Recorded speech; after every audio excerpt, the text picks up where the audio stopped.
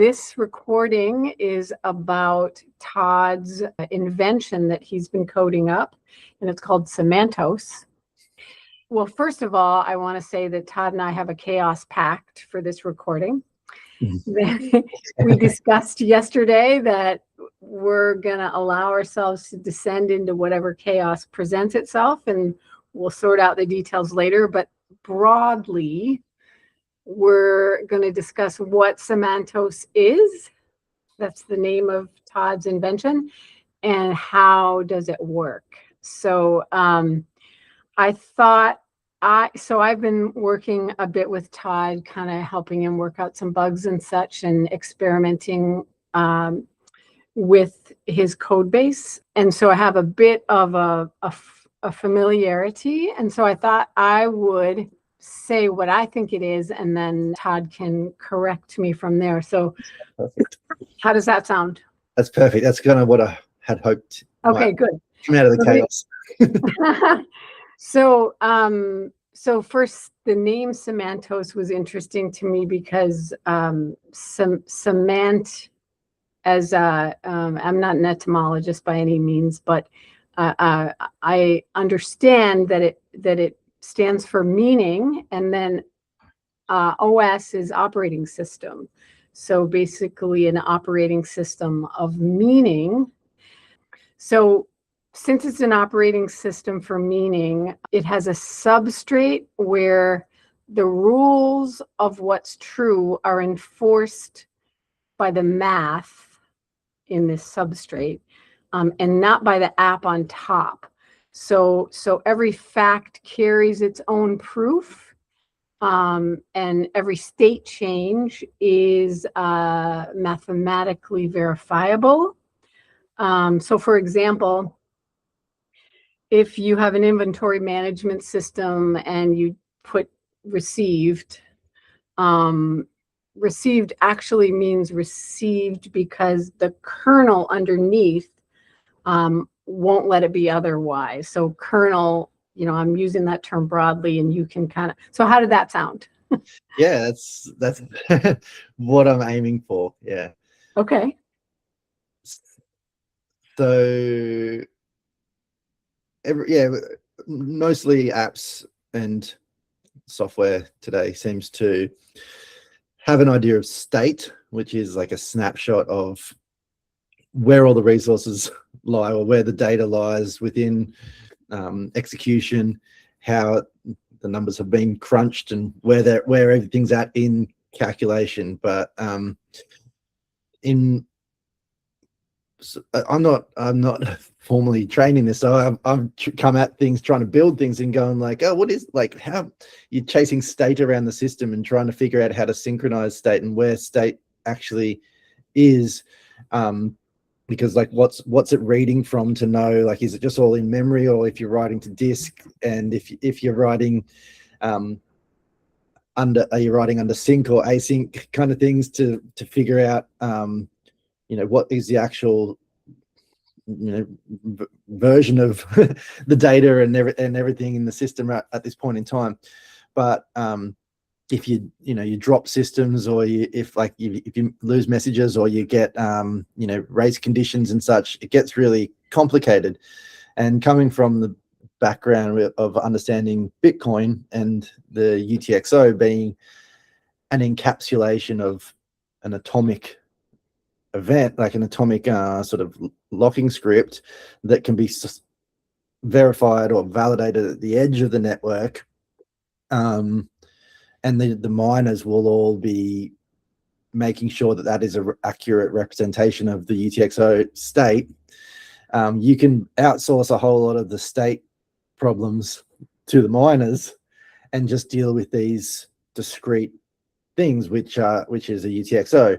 But the UTXOs kind of, we just think of, we create UTXOs when we make a payment and we pay, and you can put some data on it. But it's this Semantos is kind of like, oh, what can we put on the UTXO that allows it to be like really useful in all kinds of business contexts? And that is packaging atomic state as these objects which can be operated on. And trying to define the rules of those objects, like a UTXO is a one-of-a-kind object, but you can create a transaction that's not finalized and puts out a lot of UTXOs, and maybe only a certain, like maybe there's 10 different transactions that have 3 identical UTXOs, and then the other 7 that like are different ephemeral on the, you know, the temporary states. Yeah.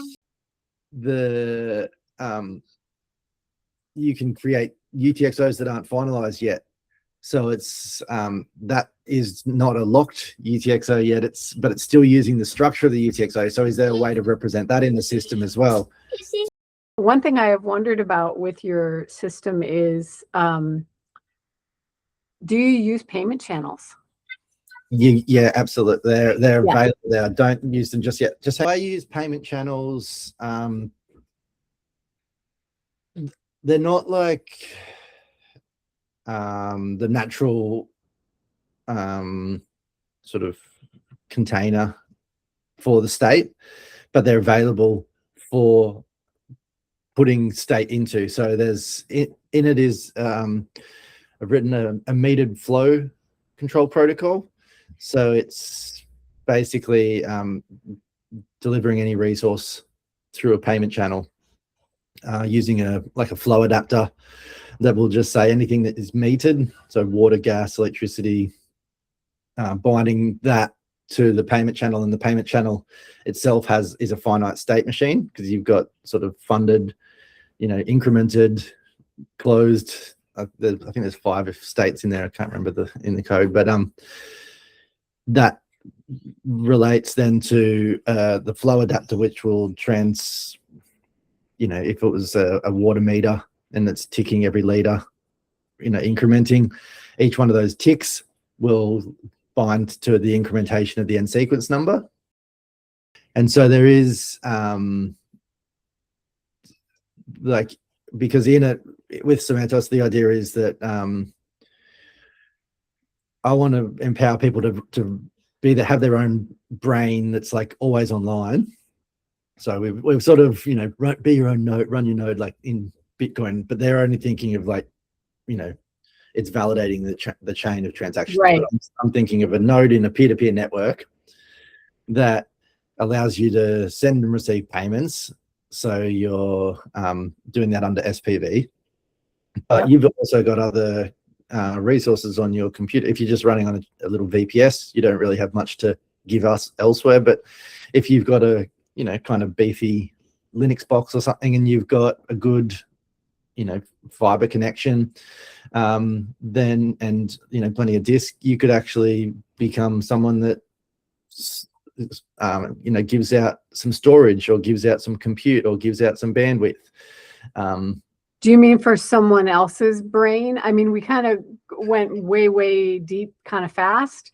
Yeah. So I might try and pull us back, but I think this is important. So is that, so a brain in your system, is that kind of, is that the whole, that's Semantos, your brain? Semantos is, I guess, like the way that brains would communicate to other brains. So a brain is just like it's kind of like a shell that has a kernel that has like the Semantos cell engine loaded into it, and a few other primitives, but it's not really configured to do much else, because you want to push those into like more application kind of thing. So having the applications as contained units that make use of the Semantos kernel, and you can run that on a, you know, a high-powered machine, or you can run it on like a PWA, or the kernel, because it's the 2 PDA, like what Craig talks about in that EDI article, and I wrote it in Zig.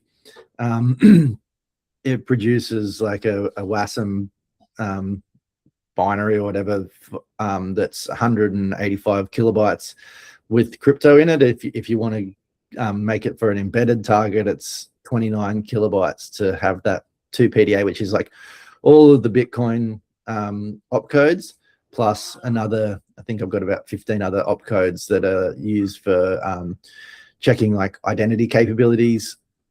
Okay. You know, So I'm just going to stop you there for a second, because I think if listeners hear opcodes, they're like, oh, am I going to have to write my own smart contracts? I don't think that's the case in your system, right? no, it's not designed. I'm not, you know, it's there if you want to do that. Like if the, you know, script wizards that are down there trying to muck around with that sort of thing. But it was more like the 2 PDA stuff. Like I knew that Bitcoin was a 2-stack pushdown automaton in Bitcoin script, but you know, didn't really understand what that meant, and you know, deterministic bounded execution. And I do understand it like better than most, but there's still a lot of gaps in my understanding, and wanted to figure out how to make use of that. And Craig's article talks about how to make use of it. Yeah. And I'd already been working on a few other things, like creating some identity tooling, ways to, you know, create a recoverable non-custodial identity certificate, and then create a graph of your connections to others, and you know what that edge means in the connecting to others. Is it, you know, an attestation, or is it a delegation, or things like that. And when I was migrating the 2 PDA that I'd written off Craig's article in Forth into Zig, I'd also built some of this identity.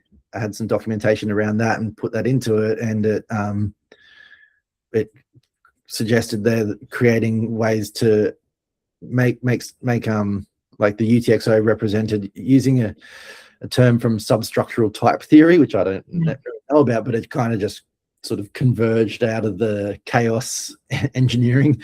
And there's linear, relevant, and affine, or affine, or something. I don't know how to even say it, but they're different ways of declaring you know, the scarcity of a resource and how the resource can be used in execution.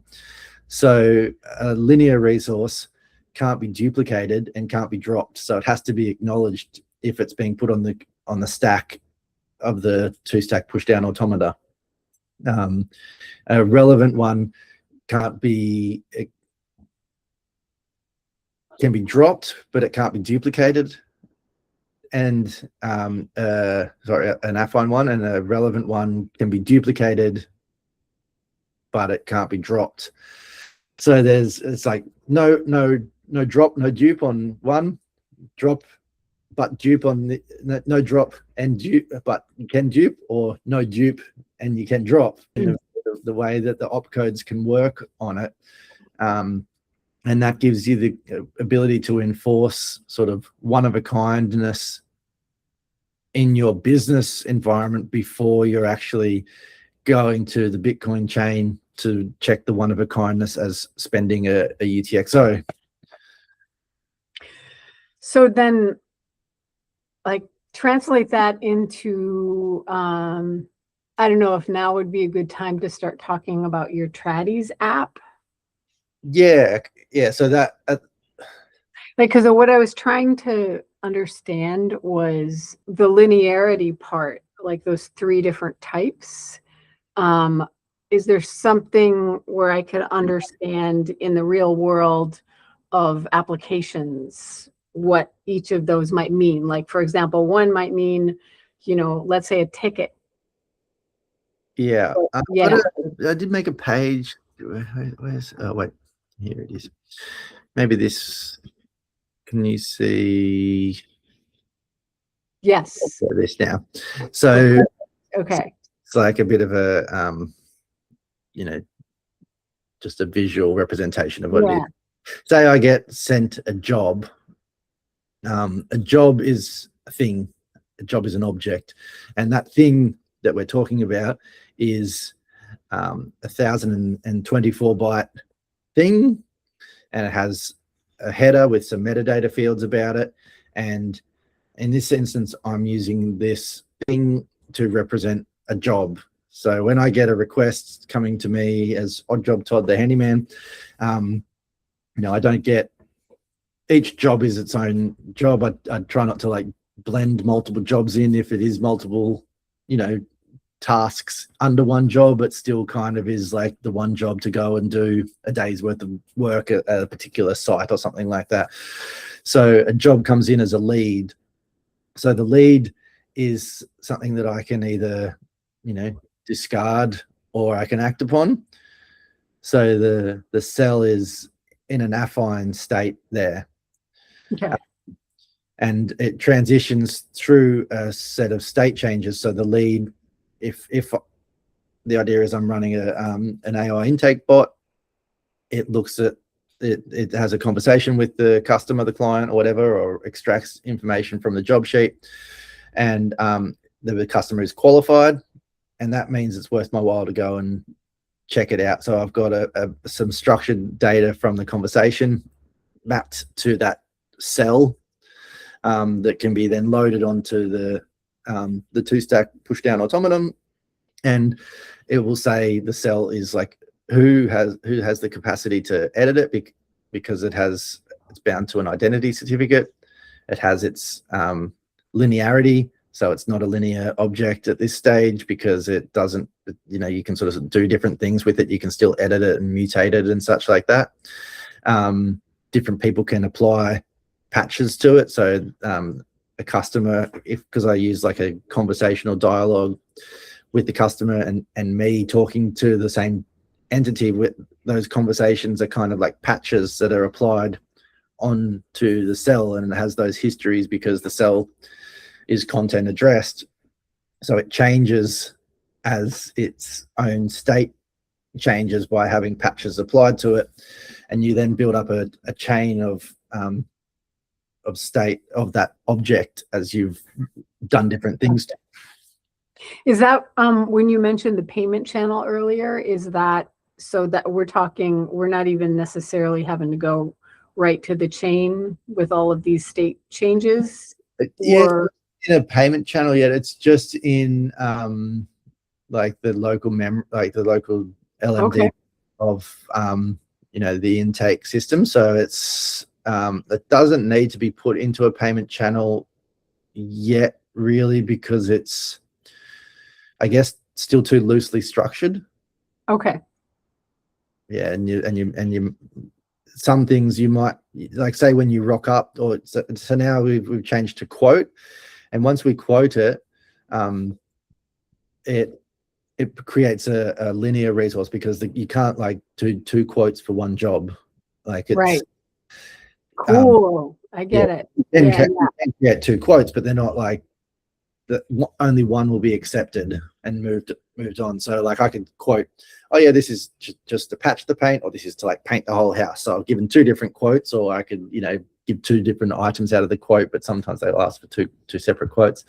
So you can do that off the job because the job was an affine thing, so it could be duplicated still, or it's a relevant thing, so it could be duplicated still. So you could duplicate, the job leading up to it to make the two branches into the two different quotes. But then say once it's scheduled, and then I arrive at site, I could actually, when I arrive at site, I could open up a payment channel that's doing it on an hourly tick from the clock on my device.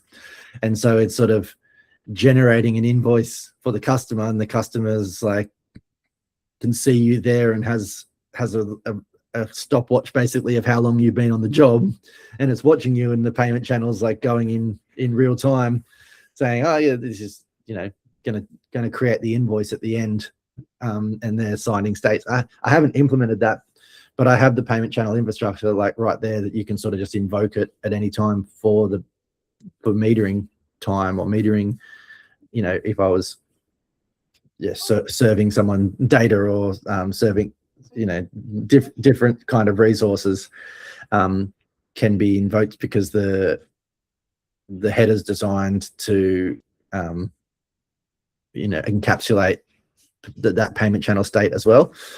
So yeah, what this is saying, that the card carries its own rules, who can change it, how it can change, what it has to look like at each stage. And then if we went, so in the normal database, it's like, does generally the rows have like permissions on them of who can do what to the database? But then, if you just export that database, doesn't really mean anything until you've got an app that can interpret it and read it and, essentially, and enforce the kind of the admin policies, or, you want security, you want to use passwords and such on the database to make sure that people can't edit the rows and can't create a user that can have the privileges to edit the row. Whereas this is like, it's a self-contained cryptographic unit in Semantos that if someone's running the same cell engine, and you can just check that with the hash, the object will be validated in their cell engine the same way it was going to be in my cell engine. So I can pass this self-contained job to someone and dispatch it, and it's not sort of using like REST APIs and with database credentials or something like that. It's saying this identity has the capability now to mutate this object, and it can, be changed stream, or can be, there's certain things you can do to it, branch it, and merge it back together, because it has the hash chain that shows that it shares like a shared genesis. Is the chain per job, or is it something you can be creative with? Like how does is the chain, when does the chain start in the way you've been talking about it here? So like a customer would, like I have a couple of different streams where people come to my business. So they'll, I get like job sheets emailed from real estate agents. So I've just rigged up a way to ingest from Gmail those job sheets. They're just PDFs, so it just like extracts all the data and then builds a cell for me as a job, as a lead, essentially. Okay. And then I also have a chat widget. So that I haven't really put anyone through that yet, but that's the idea, is that people will come to that and converse with that. And as soon as they start, like, hey, it's like, hi, I'm Todd's bot. What do you want? And then they're like, oh, I need some stairs fixed. And that creates the job, because it just maps it against the session cookie or something at that point, and creates a job. This session cookie wants new stairs done, and then it builds more information because it has a script, but it's not so much a script that just says like ask this, ask that.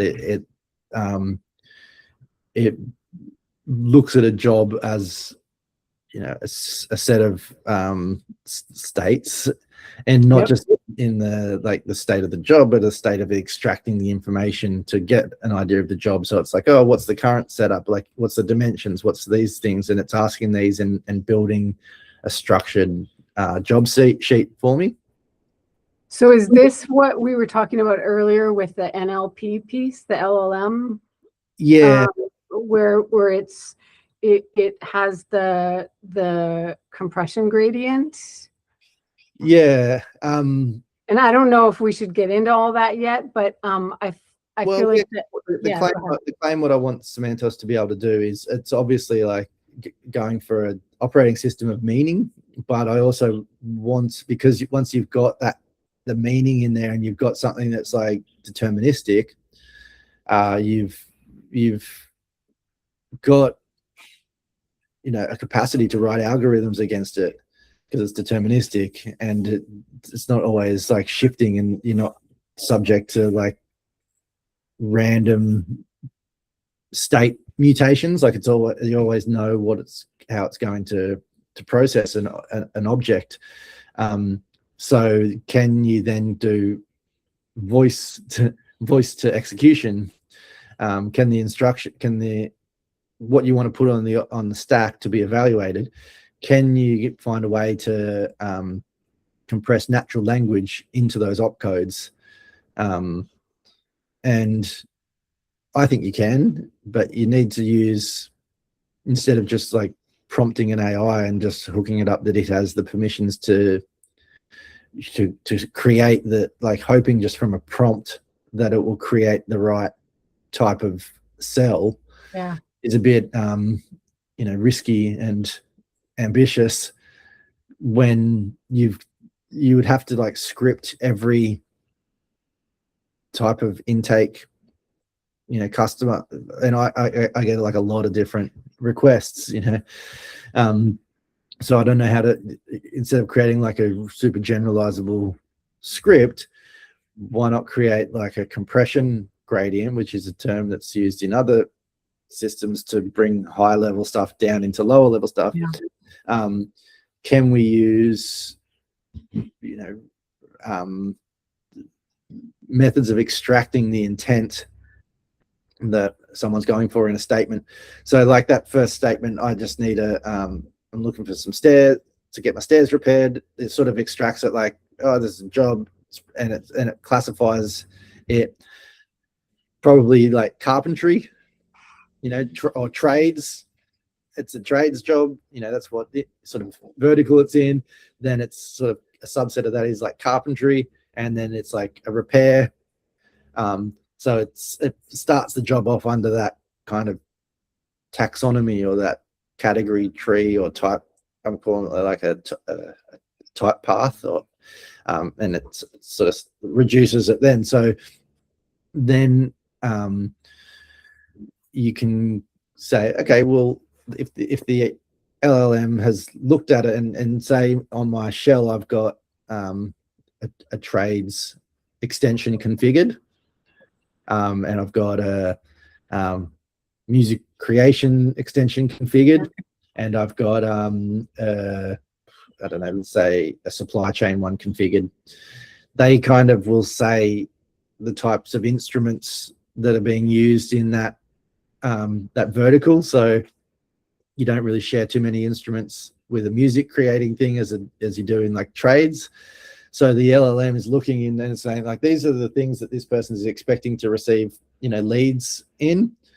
It's clearly not a musical instrument. They want stairs, doesn't really seem like a supply chain thing. So trades is probably the best bet. And then you kind of step into the trades extension and the grammar and the lexicon, and then it will look for the next thing. So it's like, oh, what type of trade is this? Oh, stairs. Well, yeah, it's probably carpentry. Maybe it could be like metal fabrication or something. So then it looks and it's like, okay, yeah, carpentry is in this sort of trades lexicon or trades, graph taxonomy, and it seems like, they say, I want my stairs repaired. Oh, well, it's a repair. It's not a new construction sort of thing. So it would go like, trades, carpentry, repairs. And so it classifies and applies that to the cell at its instantiation. Okay, wait, I'm going to stop you for 1 second, because when someone has one of a Semantos brain. Yeah. Okay. So you can have multiple applications on top of this brain. Is that right? Yeah, that's the idea. So at the moment, they sort of just always flip-flop on different terms and ways of like. Yeah. At the moment, it's like an experience cartridge. Okay, so it's the cartridge. Yeah, it's like that I've seen. It's like an app. If you've got a Nintendo 64, it doesn't really do much, but then you put the cartridge in and you can play that game, and you can play that game. I love it. Okay, that's a great analogy. Yeah.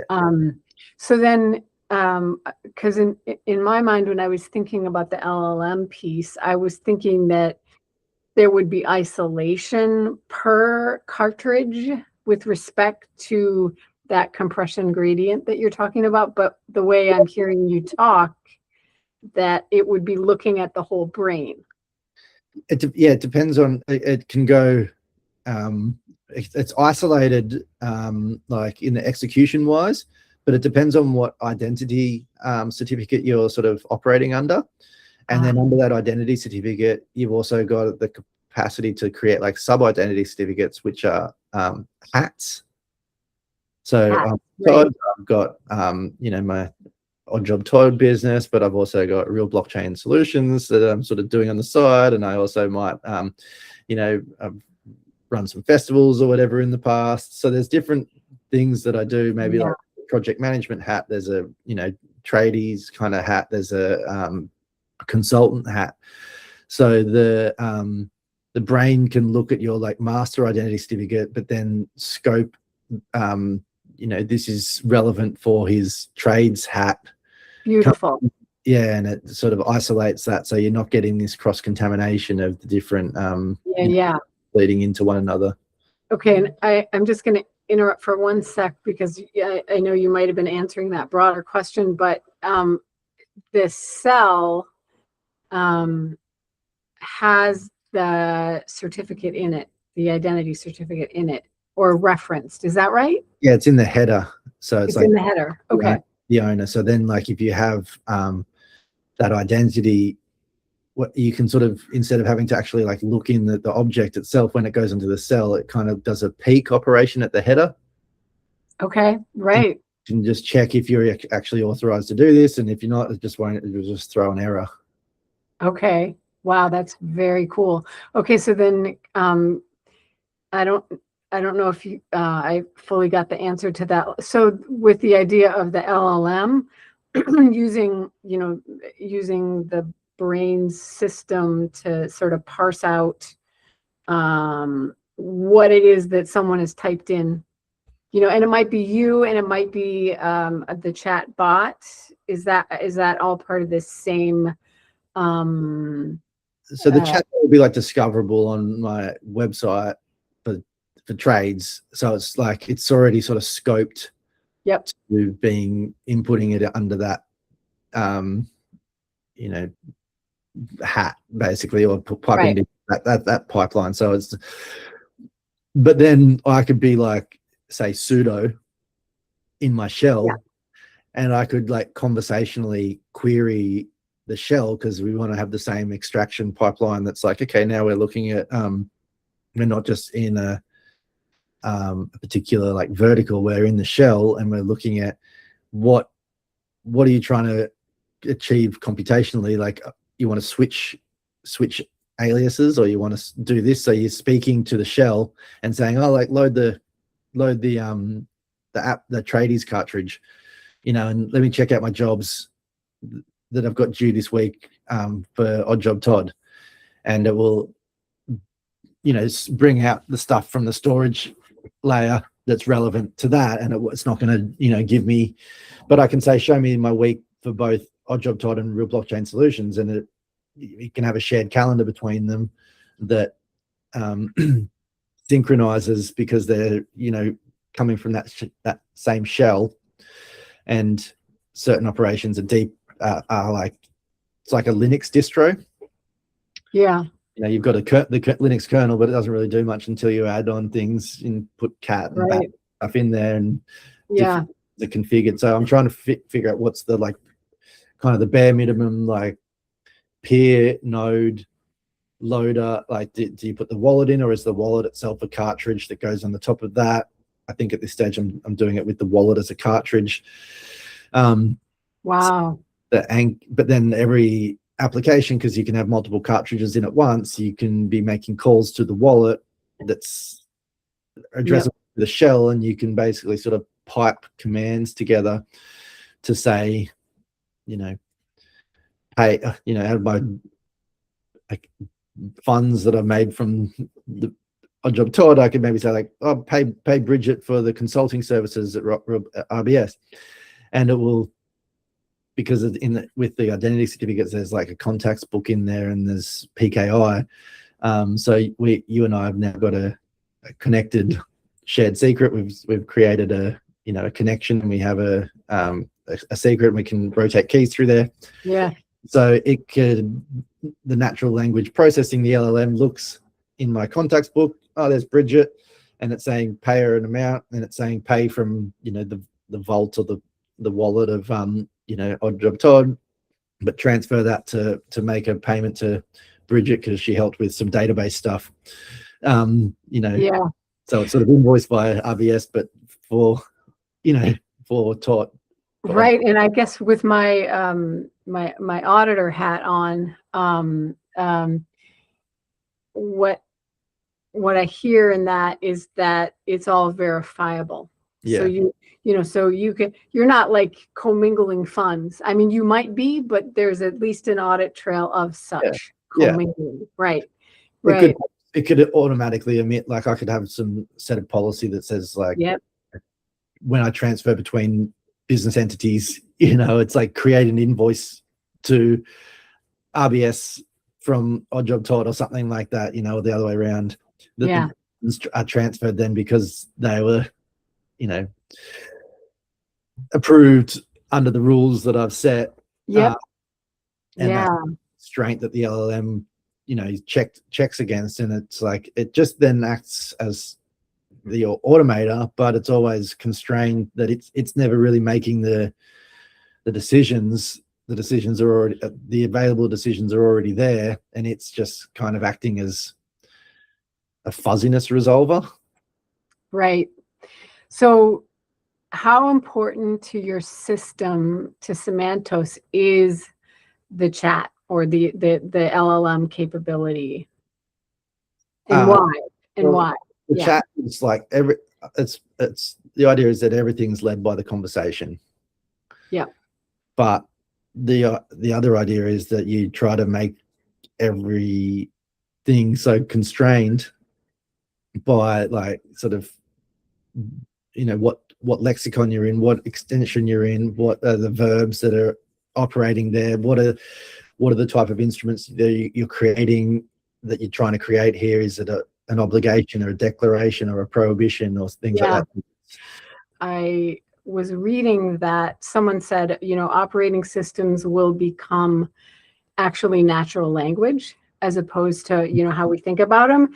And so I was thinking with Semantos, you're sort of making that in a way where it's trustable and secured. Yeah. It's like, when you put these words in, what was the outcome and why was that the outcome?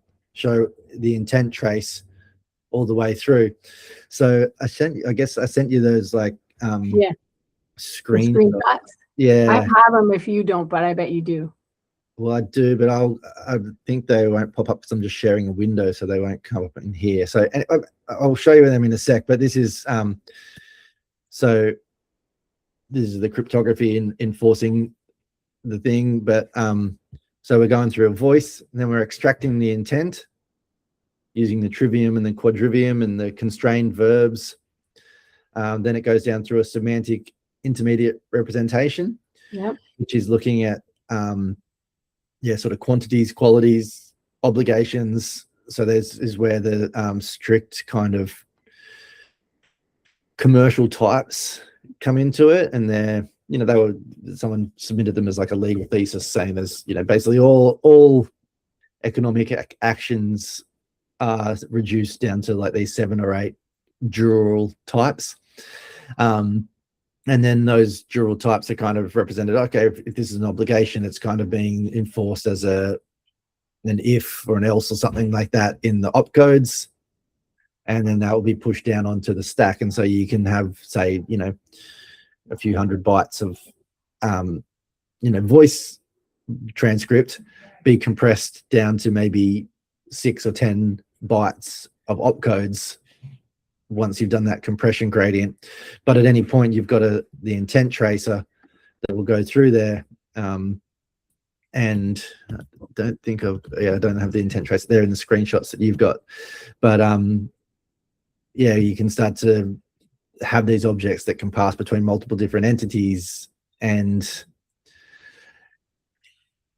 the real estate agent, for example, like they might pass me a job, and I pick up that job, I talk to the customer about it, and so the customer's giving me submitting some photos about the door handle that's fallen off or whatever, and that goes into the history of the cell, and the reason that then the like my scheduling or the whatever else, I can explain why it booked me in for Tuesday afternoon to do that, because it's looked at it sort of extracted what they wanted done, and at certain points the checks, so with like the quadrivium, it checks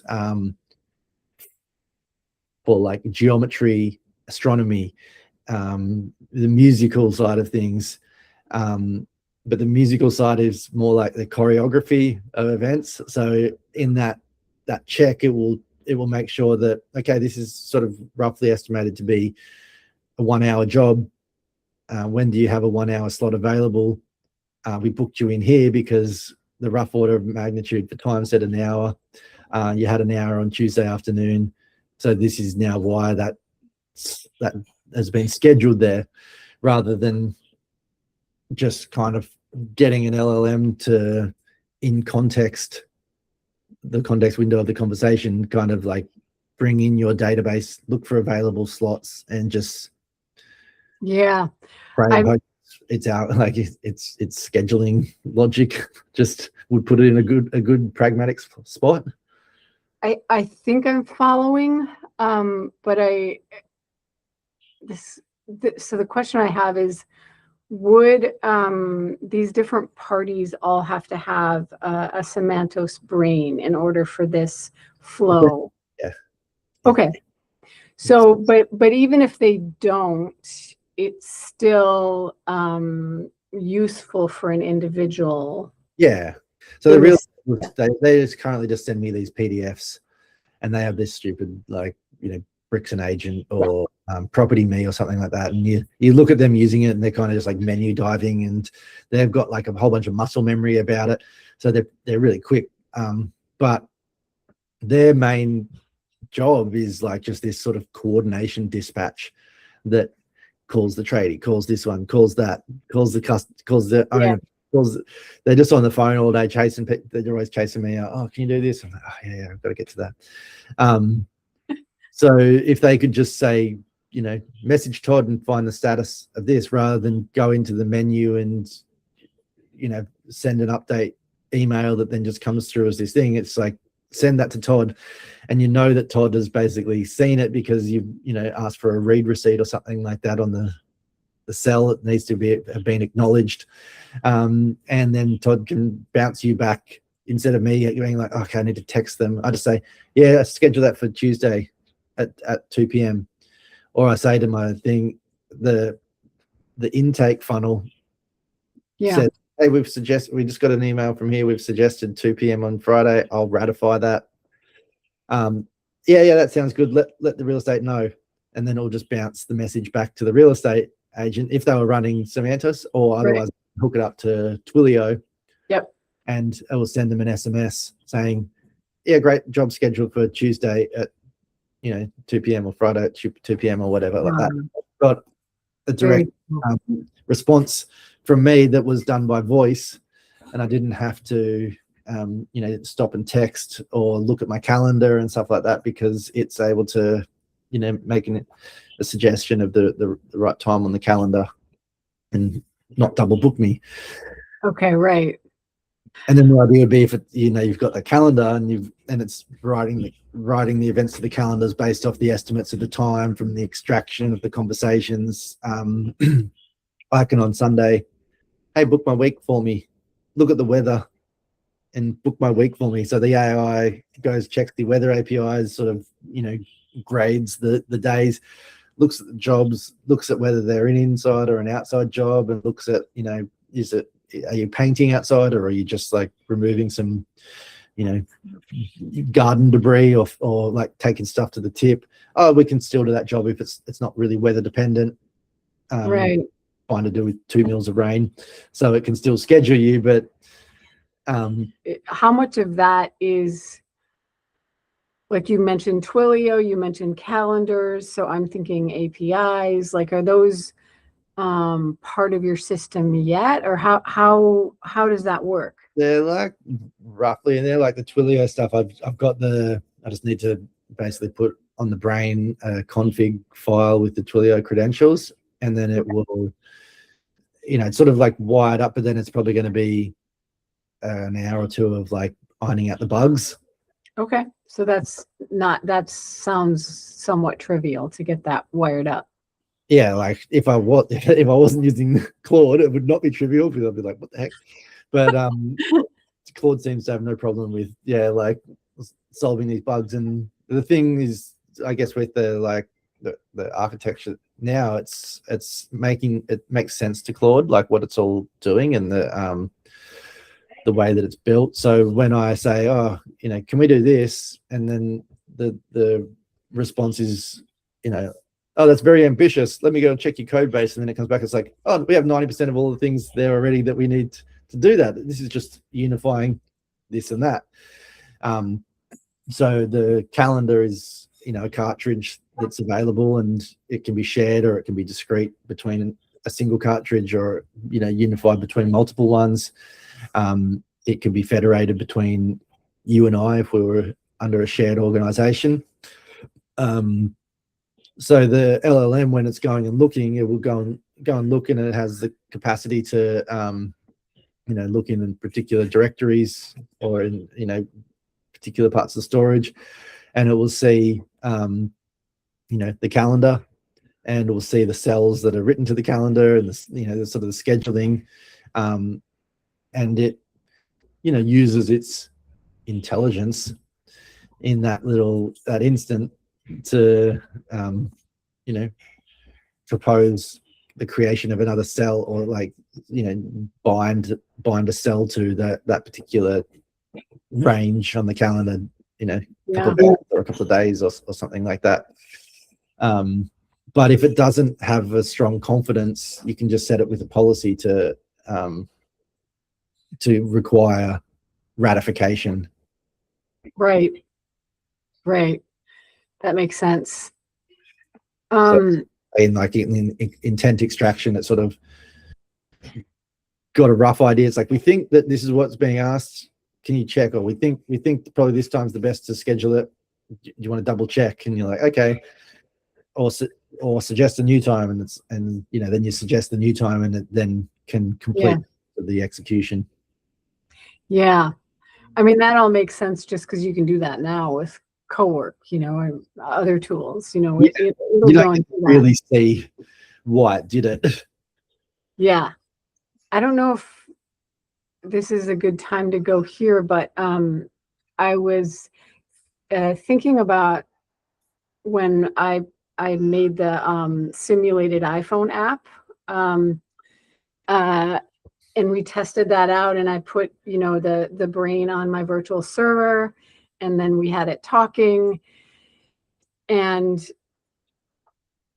so I'm thinking the BRC42, the negotiation between the phone and the brain, and that, so that's how, so you're using those primitives that in some of the BRC primitives, like 42, 43, and the certificate one. And do you want to talk a little bit about that, or which ones I'm not using? But I'm pretty much using all of them.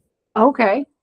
Like, I'm kind of like, what's the point of this thing? Where I've done got Semantos code, and I'm like, here's all the BRCs, and even Jeff Harris has just punched a couple of new ones out, and you're like, what's the gaps? Like, where's this relevant? And it's like, oh, at the moment it's like, yeah, we're pretty much all unified.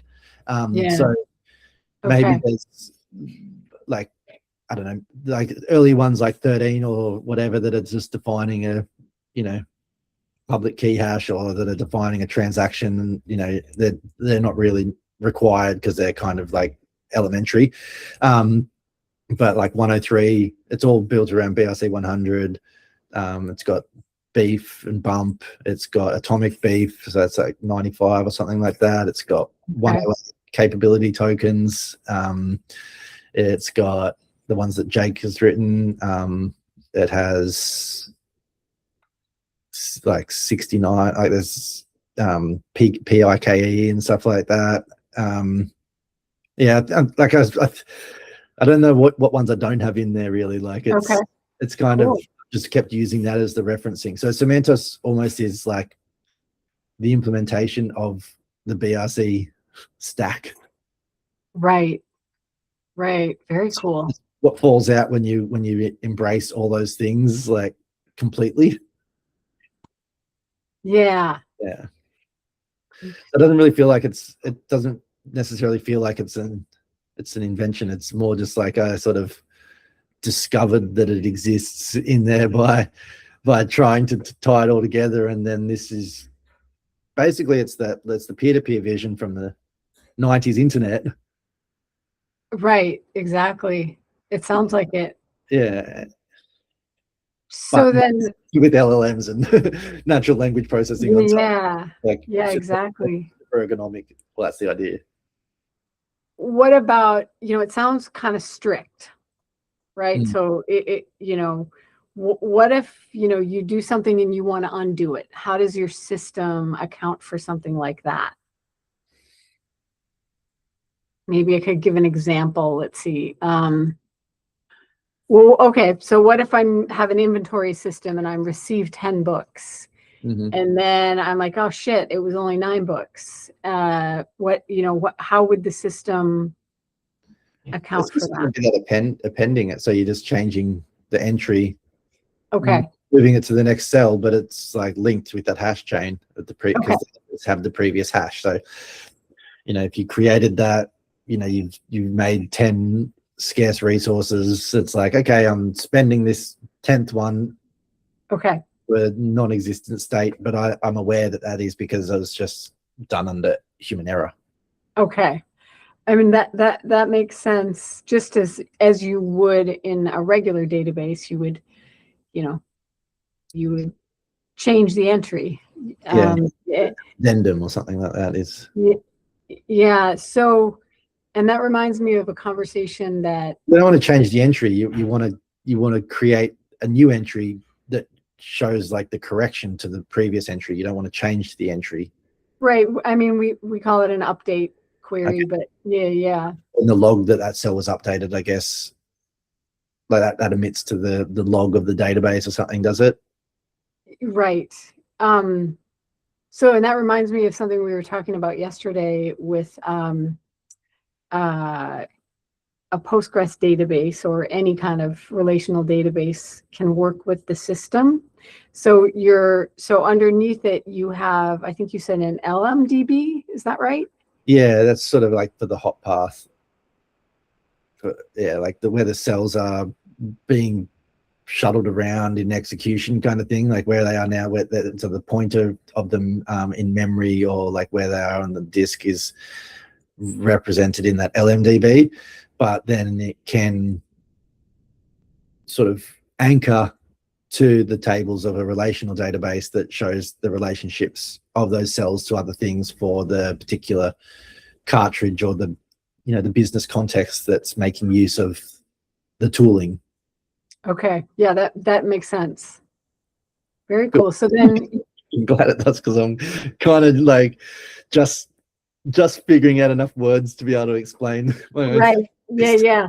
Well, so you would have to have some kind of tag on the record that has the reference to the cell. Is that right? The cell is its content addressed, so the cell is just the hash of the cell is right. I mean, in the actual Postgres record. But that can still just be the hash, can't it? And then it just points to the cell, and then the cell will have, like, it has the 756 byte payload that will say what it is, but it also has a pointer to say, oh, this blob is actually, these 20 cells are sort of allocated to represent a 20 kilobyte file. Okay. And so it's sort of saying, like, yeah, we've mapped, we've chunked it up, and we're using these different cells to store these parts of the blob. Right. Okay. I mean, it might be something where I have to, physically see it on my machine to completely get that. But I think in our conversations, it made sense to me that that's all doable. But let's see. I'm looking forward to when there's, I guess I could download some sample databases in Postgres and just like try and hook them up and see what they work.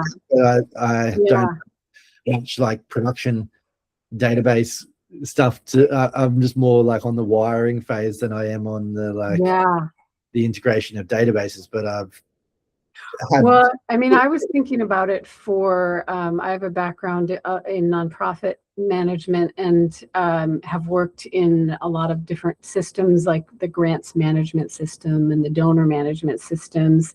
And, you know, there's elements of CRMs to both of those. And so I would, you know, so that's where my brain was going. Is like, I wonder if I could finally create that one system to manage all the different parts of, because it's very fragmented, the systems in nonprofits. Yeah. Good. So yeah, that's why I was thinking about, you know, how does it, because you need a database, a relational database for, you know, the management of all that. Also kind of the PKI or the contacts, the entities that are in that, because if you've got these fragmented things, it's how do you have the tables for access permissions and everything all amongst those different tables that are representing sort of organizations, and you want data, but you need, you know, security on the read and write privileges of particular things. So I think, having like that identity capability just means you don't need to configure the policies on a row. You just define the capabilities on the hat and on the object itself, and it carries who can do things to it. How far are you away from? I mean, I know I've got, you know, the brain I installed on my virtual machine, but you know, that's sort of, I feel like that's still, is it an infant? Is it a toddler? Where is it at? Has it gone to school yet? I think it's still got an umbilical cord. Nice. Okay. Because it's definitely like just changing and morphing under a dependency to me.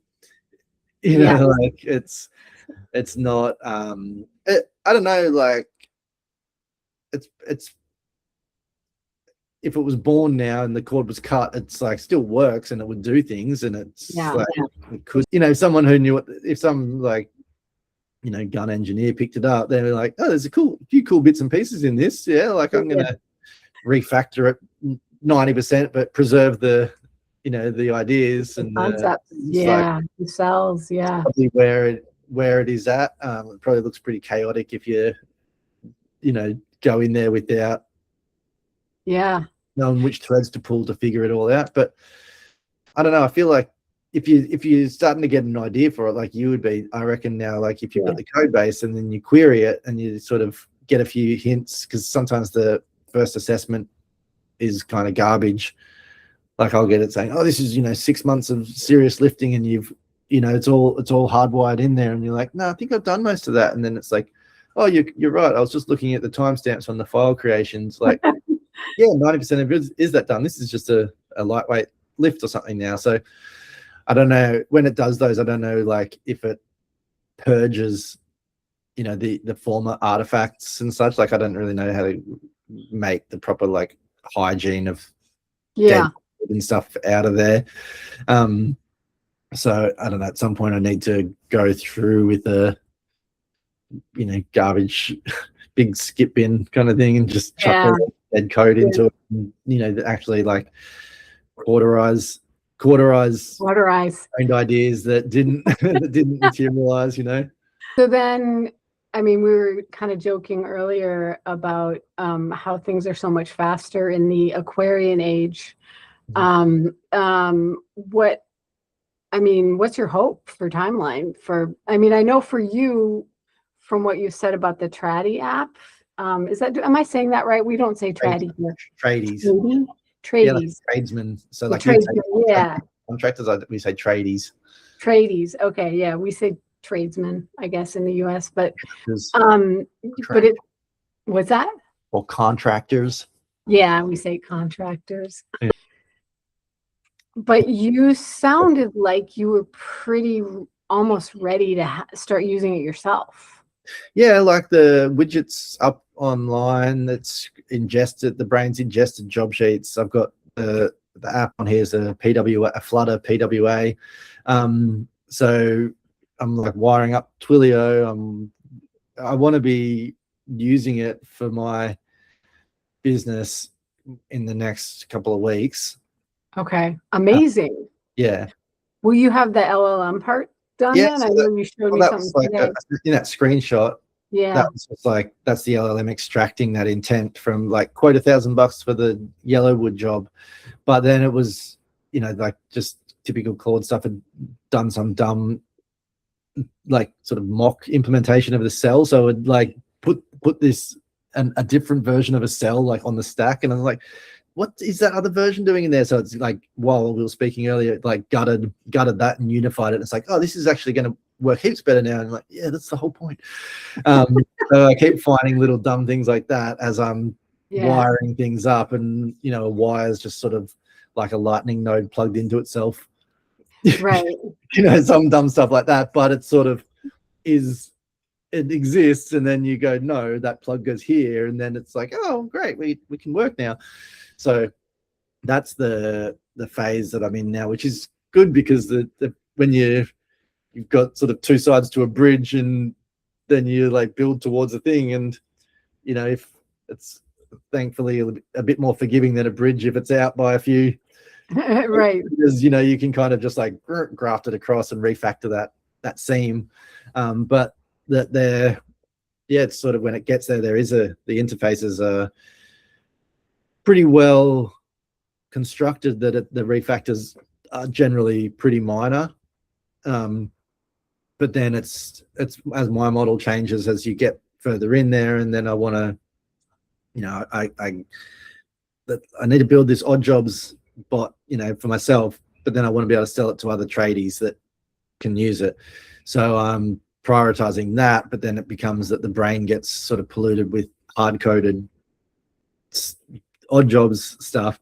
So then I'm saying, no, we need to carve that out, and what's the model here, because I want to experiment with these cartridges at the same time. So what's the shared sort of like loader connecting thing with the adapters for networking, for identity, for on-chain anchoring, for storage, you know, what's the bare minimum, what's a good like abstraction or an analog of something that exists, and how would it work, and where's the separation of concerns kind of thing. So yeah, at the moment I was just extracting some of the stuff that had been like sort of written into the brain that was odd jobs specific, right, putting that back into the odd jobs cartridge kind of thing, and then yeah, sort of creating some other cartridges in parallel, because then if I've got a few more cartridges, it kind of gives you a clearer idea of what is the universal thing that you need to load,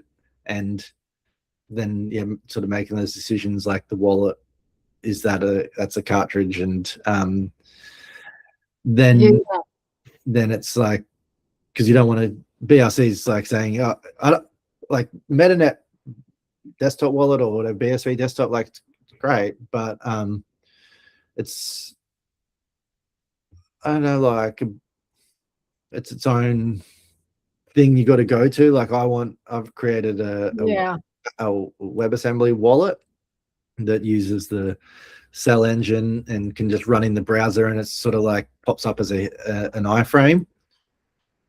You know, when you get a request, if you don't have keys, and this is just for like low value spends, so just stuff that's kept in like whatever it is, IndexedDB or something like that, or SQLite.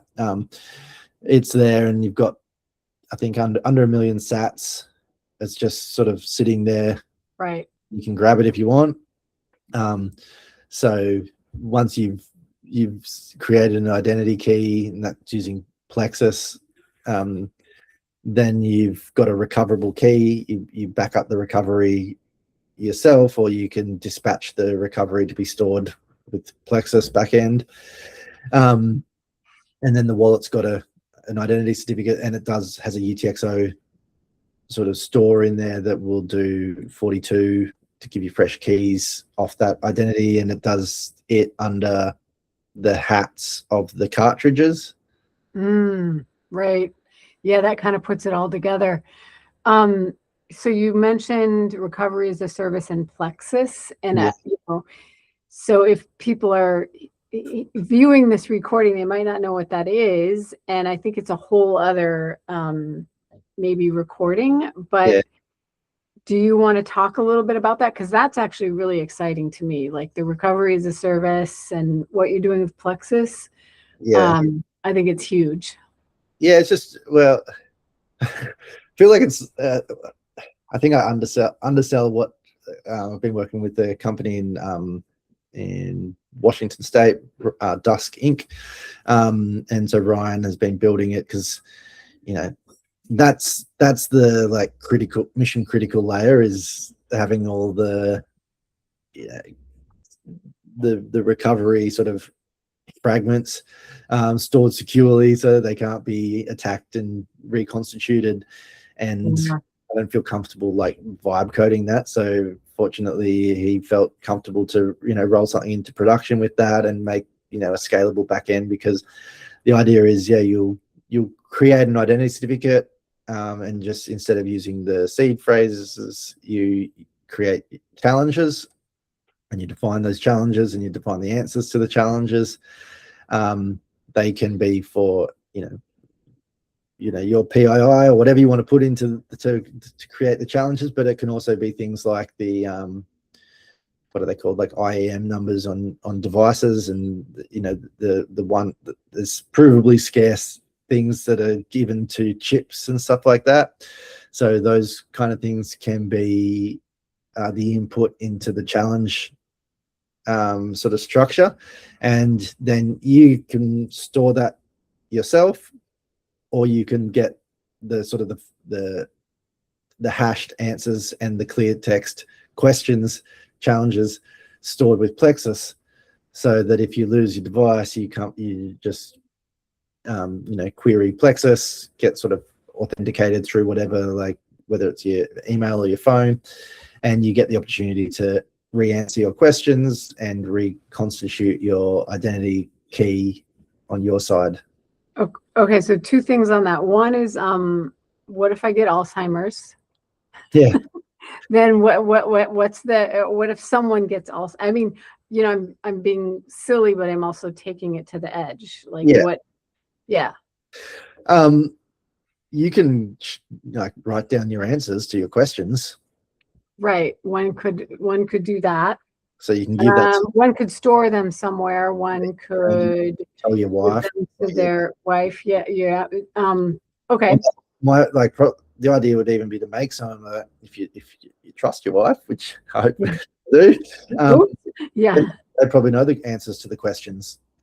Yeah. Yeah. Questions. Okay. So that's just like the other thing I wanted to ask you about all this is, does this solve the big problem? Do you remember that Tim Dillon video about Bitcoin losing his Bitcoin seed? It's hysterical. I'll send it to you after the call. It's very funny, and it's really the crux of the problem with people owning their own data and managing their own keys and all of that. It's not only like the seed phrase, but say you and I want to move to peer-to-peer messaging. Yeah. So we want that to be done under a secure channel. So we basically want to have, it to be like encrypted for our messages across the wire. So we create a shared secret. But what if I lose that too? So it's not just like losing the money, it's losing all of the peer-to-peer keys at the same time as losing your seed phrase for your wallet that's got all your funds in it. And that seed phrase kind of thing is more of that like mentality, I think, for like reusing an address. Yeah, true.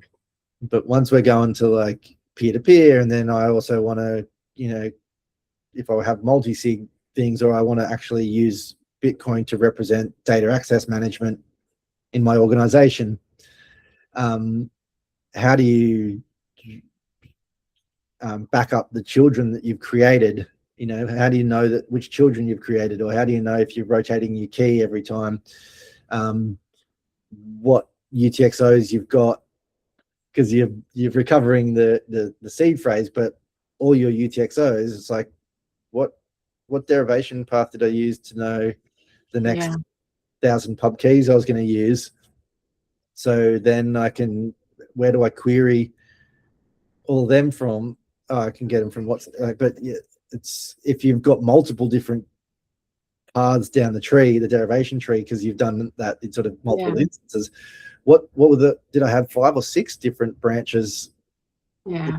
So it gets messy, but that can be expressed in a compact form when you use things like domain flags, which can be bound to the cartridges, which can be bound, or to say in BRC 100 when you got the protocol ID.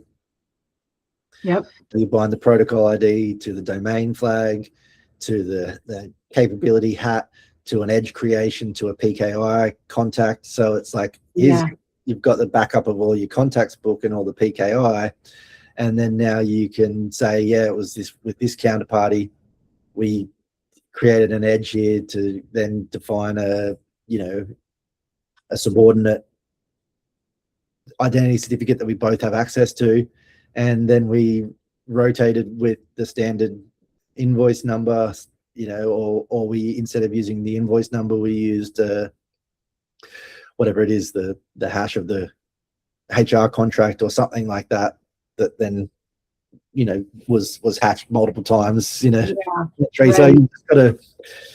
you've got to sort of say, like, down what branch with what entities under what protocol ID, and then that. But those things are usually just a couple of bytes. So it seems that with some of the calculations we've done, that an individual would probably be able to back up like their whole key universe for a few kilobytes of like sort of recipes, key reconstitution recipes.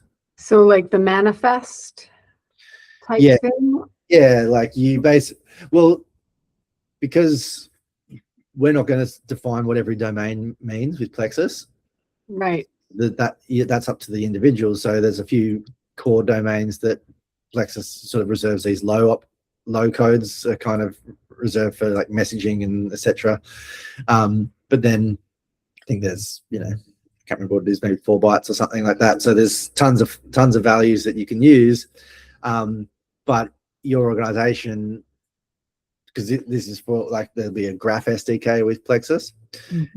If when your organization creates downstream entities or delegates, to create the creation of nodes underneath it, it will say this is in accounting or this is in this particular domain, and it will maintain like a manifest or a schema of the mappings of those flags to their particular like organizational domains, and it can back that up with Plexus too. So you send off all your recipes, and then you also send off your semantic mappings of your domain flags. The idea would be that like only a sort of a high up entity can define the schemas, because you don't want, say, like the junior dev to be sending you a new schema for your organization. Right. It sort of comes up from someone who's got the authority over the whole chain to define the manifest or whatever it is for that org, and then you would do version schemas to if you changed certain things and remapped it or extended it or something like that, and added in a whole bunch of new, you were just an accounting firm, but now you've moved into like auditing and all these other things, and you might have added 6 new flags or 50 new, so that would be version 1.1. Or there's still like a minimal payload, like a table of even 4 bytes worth of flag values, and then a string next to each one that says even if you change that version like a few hundred times. Yeah. It's like bytes, you know. Trivial, right? Yeah. I want to make sure we say everything that we want to say about Semantos. Yeah, or we can just talk about it more another time or whatever. Yeah. Like, I'd like people to ask questions, and it's good to have some structure as to what to explain about it, like what resonated for people, what's intriguing and such, and drop a comment or whatever and let us know. Because yeah, for sure. we could maybe make another one and do the thing with it is it's really easy to spin up these cartridges and these apps and prototypes. It's like a prototype factory now, because things that formerly, a blockchain app, a real like, something that wants to make use of it for solving, data problems in an organization and permission problems and things like that. They'll all really end up reproducing 90% shared sort of functionality on the back end. Right. So, like, why not ship that 90% functionality like natively, and then just focus on the 10% of what makes your thing actually work and deliver a cool UI UX to people. So that's what I am suggesting. Like, Semantos is that substrate that just gives you like a collaborative versioning system with full audit log, gives you that natural language, capabilities, gives you the identity capabilities on the cells, and then you build a cool experience for people, and don't have to deal with the thing that it has in there when you said about like the mathematical proofs is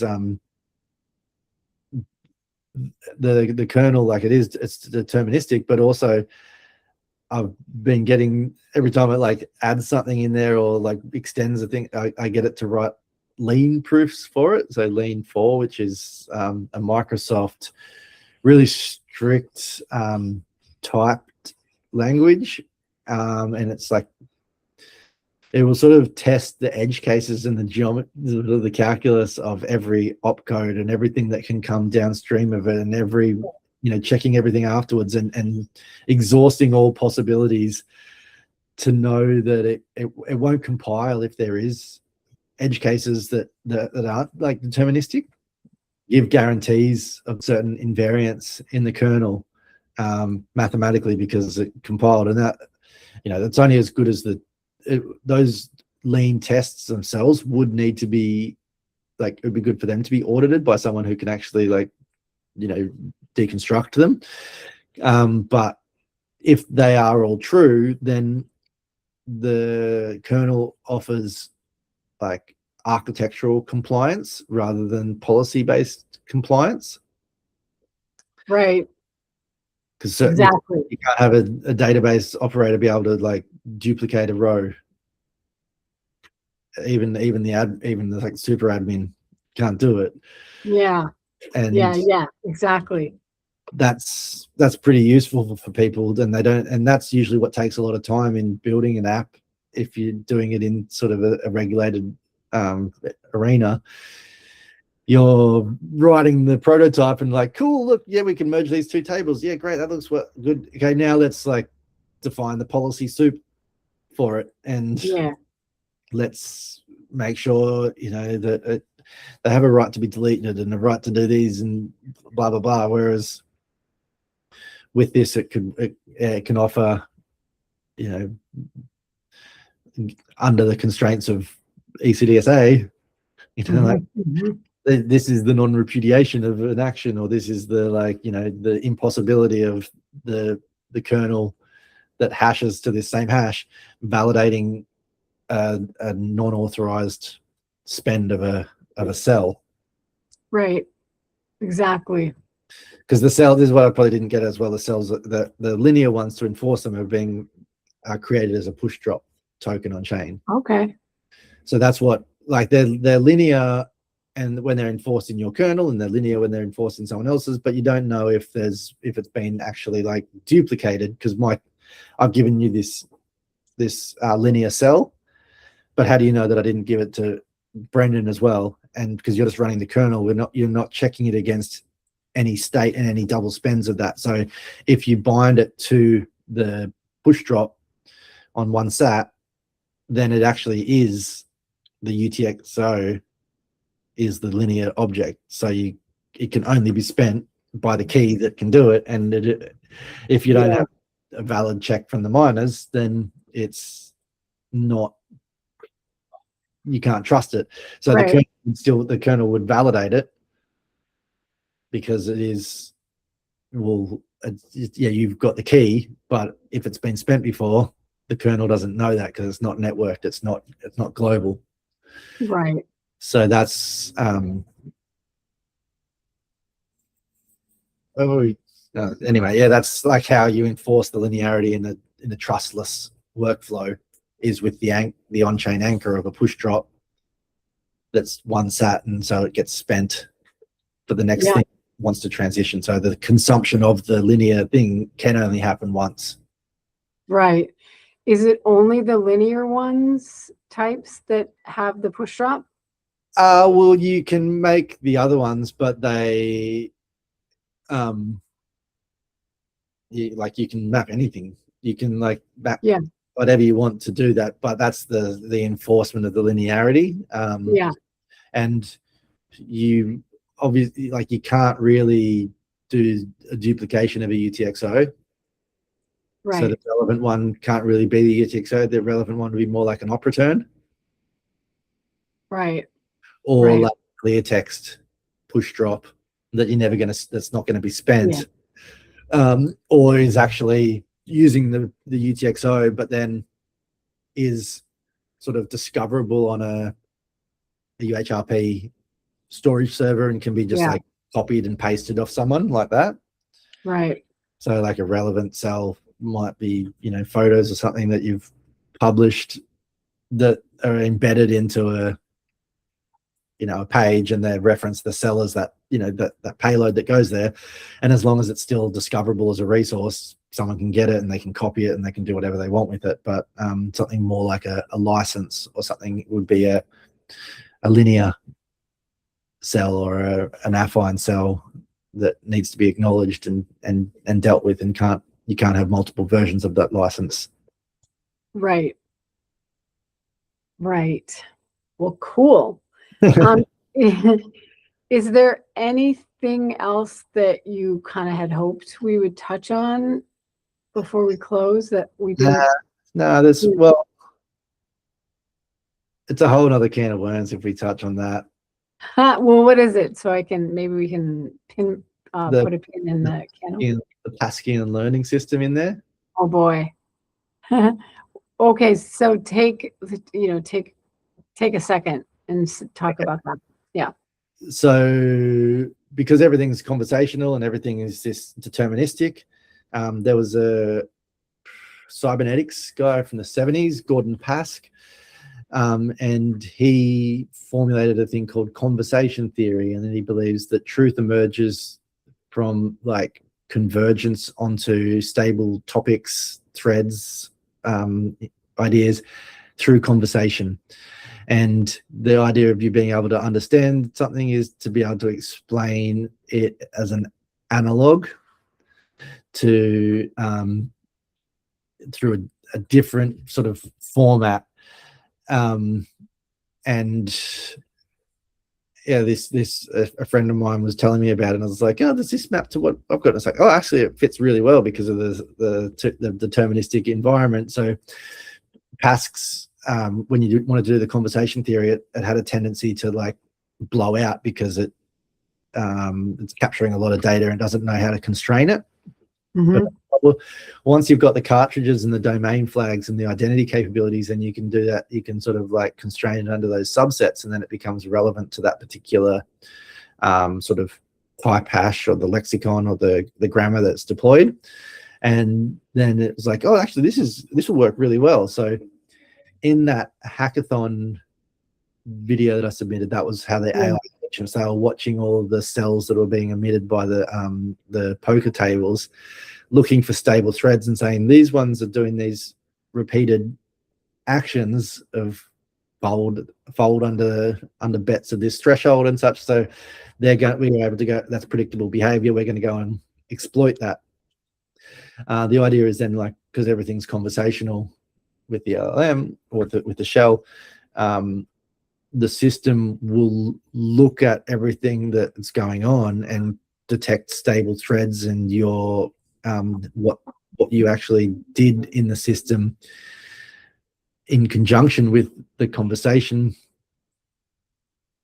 patches that are being applied, and it will learn about what you like and what you're wanting to get out of the system in real time. So it's getting better at recommending types of jobs, that like bumping certain jobs higher up and having a greater confidence interval on those jobs, because the thread's converging, and you can actually ask it to, like,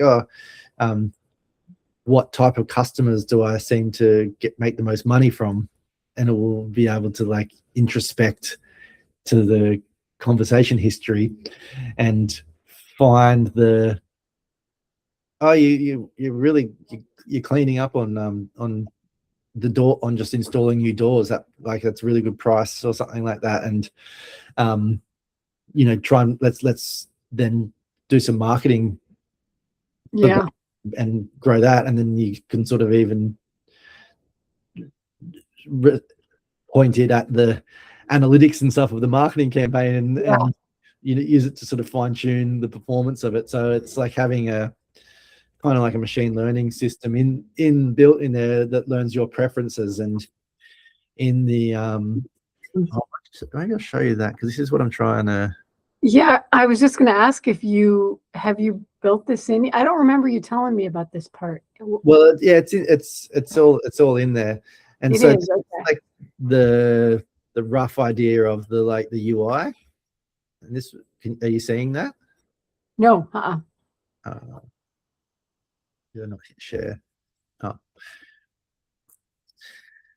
So this is, it's not necessarily like the UI, but it's sort of the organization of the UI. And this is inspired by George C.O.C. Samuel's stack design. Stack, yeah. 5.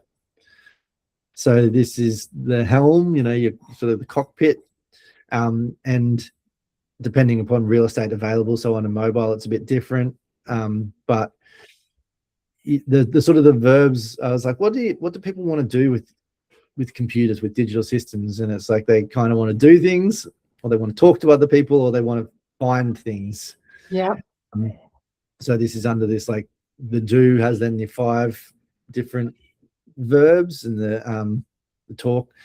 And so when you hit this do, and the different cartridges will surface the different 5 verbs that are most likely to be relevant. But say in this conversation, when you say direct, it'll surface the most recent direct threads under there. But if you'd sort of said, I want, you've got your business hat on, it would surface the direct message that's also the most urgent. So it'll sort of bump that to be discovered in the UI more than just the most recent conversation. That's like, you need to message so-and-so because, there's a dependency on that, and it's kind of detected it. And then on the desktop, you would have actually almost like a feed that is presenting things to you that need to be paid attention to. So it's like, you've got quotes that are overdue, and you've got a message you need to reply to, and maybe if it's linked to, say, like inventory, you need to buy more masonry anchors or something like that. So I'm trying to make it, that it's not just conversational, but it has its own capacity to learn about your behavior and optimize the UI. And there's even an idea of, like, have you heard of generative UI? Yeah. So that's where I'm trying to take this, is that it's sort of using this as an anchoring structure but the different ways that it would present depending upon which cartridge or what the intent is of your conversation. So you've got a conversation bar at the bottom, and you're speaking to the shell to launch, make a spreadsheet or share the spreadsheet with Bridget, and it will sort of it will launch the spreadsheet, but you might sort of see the UI sort of like an intent tracer step through and present the things in parallel with the intention. So you sort of like, launch the whiteboard and put Bridget and Brendan on there, and it sort of like launches it and then brings these two entities in, and then you can like move them around because it's already like at the point in the UI that you needed it to be at. But that's like, I haven't put any. It suggests that the capabilities are kind of there, but that's like more high performance sort of UI design, and that I'm not really familiar with, and the LLMs kind of suck at. But there's other people that I kind of know that are doing things like that, and getting the UI to be dynamically generated under dynamically like extracted intent and like vocabulary or something like. So it's hot swapping it in real time as it's extracted your intent, and then tying that to something that can, I don't know if it's like going to be using modals or something like that to generate the stuff, or it's actually using an LLM to like write the code in real time to give you the the form fields and the the galleries or whatever is required to support whatever functionality you're trying to demonstrate on the UI. Right. And so I'm trying to fit this into, so is this sort of like a layer on top of your brain in any cartridge that you have? Yeah, so like the brain, you've only just interacted with the brain through the like SSH kind of thing. But if the idea is you go on and you can manage your brain from that, and so you can that's what I was half tempted to build something like that, and then I got busy. That's on there. It's called the Helm. Okay, cool. Yeah, so you can fiddle around with that and start to use it as the anchoring, because it's anchored to the conversations, and there's a lot of plumbing done for that UI of the brain so that you could manage your jobs and go on there and visualize your Postgres databases and things like that on there. I'll just see if I'll show you and then this is the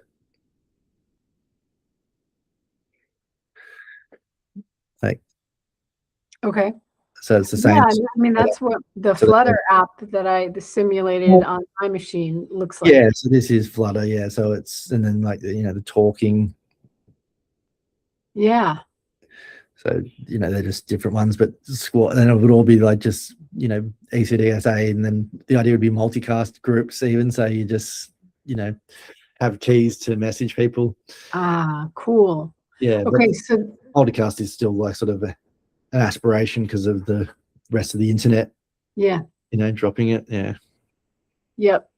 Yeah, that I was actually reading about that multicast is generally not even done except for within firewalled environments. Yeah. I mean, they fake multicast, but it's not real multicast. Yeah, I think they drop them because it's I don't know, maybe it's too risky to deliver it, which is part of the problem with the whole internet, is there's no incentives in there. But if you could pay for your packets and you could pay where they need to go, and you could declare that and pay for the hops and the priority routing and such, then it's a different story, and a whole lot of things. So there's I would like to think there's almost an IXP, like a low powered IXP or something like that could be run off a Semantos brain. Say if I've got an Ethernet link to I think with the I'm going to put it on like a bare metal server in Brisbane, and then it has a direct Ethernet link to America. Yep. So we can, fill full Ethernet frames with packets and send them across, and then, because the idea would be I could stand up, if I get these tradies running on this, I can stand up a couple of hundred on like one box Yeah. on bare metal. Probably fit 300 on there for $200 a month. So I'm paying like 75 cents for the the cost, or 66 cents, whatever it is. And then if I want to say push out new versions to them, I can sort of multicast to them. Right. And so you had said IXP, right? As opposed to, okay, so, and I'll ask you to explain that in a sec, but what I was understanding about multicast is that one of the problems is that they can't properly, because of the hops, they can't properly charge you. And so there's no way to identify, who's going to pay for all that data that's getting cast, because it's okay. So anyway, talk about that, how the IXP on bare metal would circumvent that issue. Well, it just basically creates a new sort of link between 2 points, and then you could say from Brisbane to Texas or wherever it is, then if there was, then spreading it out to the nodes that are on the same box, it sort of can work then to allow, like, say if everyone in BSV had a brain, and you wanted your brain to be kind of hosted on someone else's infrastructure, so on some bare metal, and you're federated, then you could actually, because you're all sort of communicating into tenancy on one box, you could, instead of HTTP, you could do UDP and just communicating with one another through multicast groups and such, because it's going through your dedicated Ethernet link and it's going to the tenants that are all sort of on the same hardware. And then if you created, if you went like colo and you put multiple boxes in the co-location facility, then you can communicate on that LAN through multicasts, I think. And so you sort of grow it from inside out. Siggy, How can we get that in there? And it's sort of creating the it's part of that compression gradient.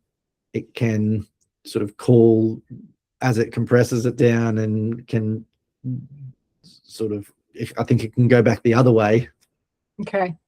And kind of compress into code into like in the semantic intermediate representation. It will sometimes be like represented as Lisp axioms, but so it can sort of can identify like, oh, that's a Lisp statement, or that's a lean statement, or that's a latexy statement, or that's a this statement, and it's sort of looking at all these different things. And so I think that's what they're kind of doing with the I'll just probably butcher it, but it'll be some way of using the abstract syntax tree of compiling it down into Bitcoin script, and it might do some other thing like an abstract normative format, or the ANF or something like that. There'd be a couple of these data structures that are being leaned on, I'd guess, to extract the contracts of any programming language and then compress them to the bytecode representation in Bitcoin script. That's what Runar is doing, you think? I think. Yeah, I haven't looked at it yet. That sounds amazing. Trying to get it, I'm like, make this work. Absolutely, like it'll just be the same kind of allow an interface in the sort of in the lexicon or in the extension grammar to interpret. It can be supportive and part of the auditing of the scripts that are produced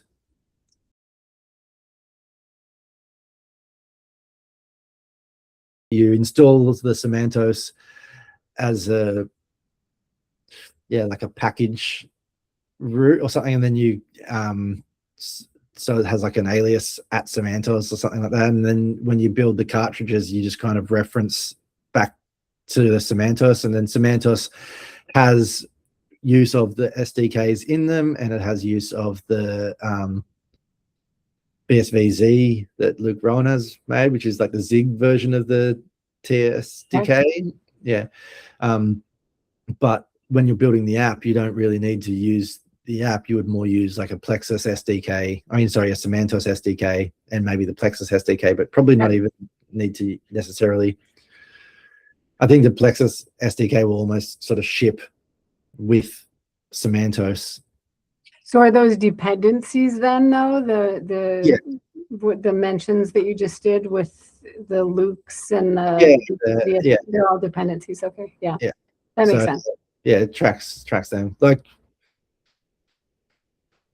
I think certain beef stuff, and that is using the SDK for it. Right. Like I could get it to not, but there's not really any reason to. It's been maintained and getting updated and good-o, and this Semantos has an inbuilt like versioning system and package manager that it's starting to shipping its own package management, using its own primitives. So it's just sort of fell out of it. So I'm like, oh, okay, I'll just use that. So it's it would be possible for you and I to actually just have the Semantos code base on disk and then create the overlay of the cells, the relevant one that you've got sort of in effect at the moment, and have the historical cells being the pointings to the different packages. Okay. So you're, in a sense, I'm thinking of the word pinning, Yeah, you've got active, and basically they're like patches instead of branches and such. So you just have patches in effect of different versions. So you can just grab a subset of a version, okay, and bring that into it to be being used in this, execution, but still then a patchwork of patches kind of thing for a particular runtime. Okay, well, I mean, it sounds elaborate, and it stops because Git's all like text-based merging. Yeah. This is more content-based address and patch. So it's it eliminates like a whole lot of the merge conflicts in that, because when you just merge in, you just write an author there as a string. There's not actually any enforcement of capabilities writing back into a main. So you just are merging these text blobs back into main and changing it, and just hoping that the admin policies and such of your repo are covering it. Whereas if someone proposes a patch to change the code base and puts it in under their identity stuff, you just like don't recognize it, and you don't call that patch in. Right, you're saying it's its own NPM. Yeah, but way more like auditable, and doesn't need the root keys and org and keys of the org, and just having these like supply chain hacks. It is they're not really possible in it. I bet it's been really encouraged that when it's like, what, it's got this in here, like this is its own product, you should be shipping this. I'm like, that's embroiling a whole bunch of people into my my world that's, as I said, it's still umbilical corded to me, whereas getting you to stand up a node and us pinging, when I want to set up the PKI between us, and we can then send messages to one another and have it as a using a message. It's like, cool, now we're messaging, we're doing like, that's sort of safe to crash test it. But being some org's package manager, like I need someone to like tighten that ship up for me, Maybe the call to action is please comment. Ask me questions about it, and comment what sprang to mind, and if it can ask me, can it do this? And then I'll explain maybe how it can do that or something, Yeah, right. How did you put it yesterday that the conversation gradient, was it that? It was something where you just we'll use this just like we recorded our call the other day, and all of that it feeds basically the ecosystem that you're building with what happens next. And it guides, it will sort of lead us to the threads that emerge from it and the things to pull, and we're like, oh well, we'll do a whole thing on the Pascal stuff. Like I'm at the moment, because I got the Pascal system I scraped a whole bunch of chess games from cool. a couple of thousand chess games, and said, oh, can you detect like just what's happening in all these games? And it detected the all of the main structural openings. So it's like, oh, this is the most common one. This is this, and all those pawn structures without really there being any cues for what it needed to do. It just said the key themes that emerge is like, pawn to e4. It sort of was just looking at the notation and defining the nodes and the prevalence of the nodes, and then detecting that that's a thread, and then going, well, this is also secondary. This is that. Yeah. So it So you fed these games. Yeah, just strings of like Edward Forsyth notation or whatever for the Forsyth Edward notation for chess games. A4, P, E3, whatever like that. And it just detected the best structural positions. Yeah. Out of those strings, like that are most used.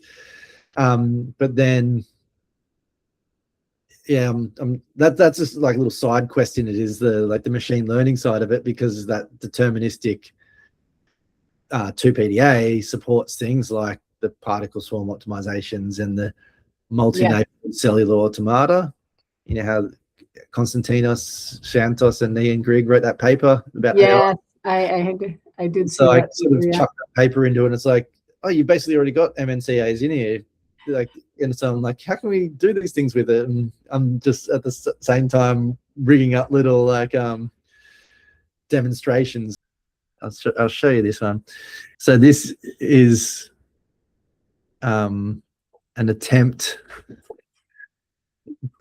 of what I would like to hand to Archaics. Ah, right. So like this is different calendar systems. And then you can create an event, and then you can add that to the timeline under that particular calendrix, and then you can rebase the Git history of our timelines. What? Okay, I think this would blow his mind, I think. Yeah, that's why I was like, oh, just send him this and see if it's interesting. Yeah, if I can make it into basically give him a Semantos node, a brain that has this, and he just uploads his whole data set against it, and then you get this whole visualization of it, and you can then have multiple parties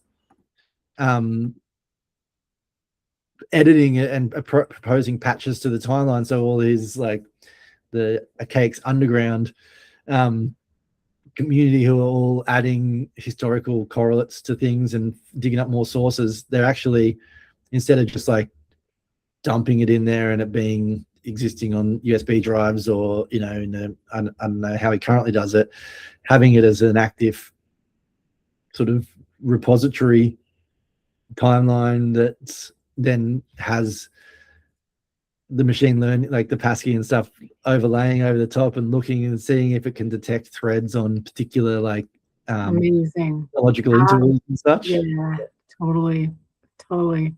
But stuff like this is just now, like, it's obvious for Claude how to make it using the architecture. Yep. So that's why it's kind of like this prototype factory now. Like, if you want to build a weird idea that really makes use of sort of shared data sources and it's probably Semantos is where you can do it, and Yeah. save you a whole lot of the brain bending stuff that has to come out of it with, type 42s and entity relationships and SD graph, like the graph and whatever identity. So are you going to add this into Semantos? Is that I'm the just idea? going to make it as a cartridge. A cartridge, right? Yeah, That makes sense.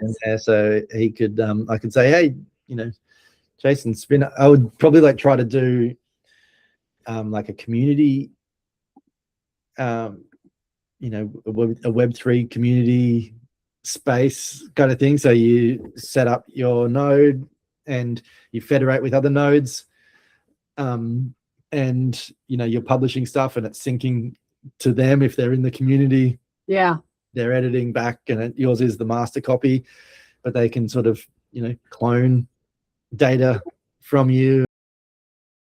I don't know, it depends on how he wants to configure it, but that would be a pretty cool sort of community building thing, and everyone's working in real time, patching addendums to the timeline, seeing if they actually converge onto a fixed set. And then you bring in other historians and you say, how does your work fit in with this? Just prove this, or submit. Or submit, exactly. And I guess I'm thinking of Wikipedia, but the way it should be done.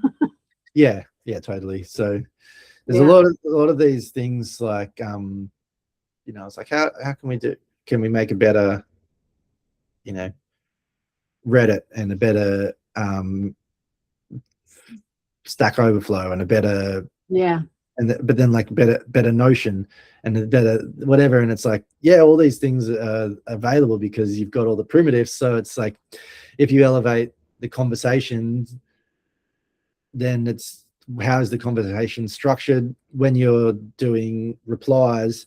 It's not just a reply, you're like actually debating it, or you're agreeing with it, or you're endorsing it. So there's different actions that you can take onto a comment that can then create a way different way to visualize the conversation history, because you're like looking for the debate threads rather than just looking for replies that are like echo chamber sort of stuff, or circle. And once it's constrained under these different, the intention of the reply, it can then the Pascal stuff as well, look under the debate threads and figure these out, or the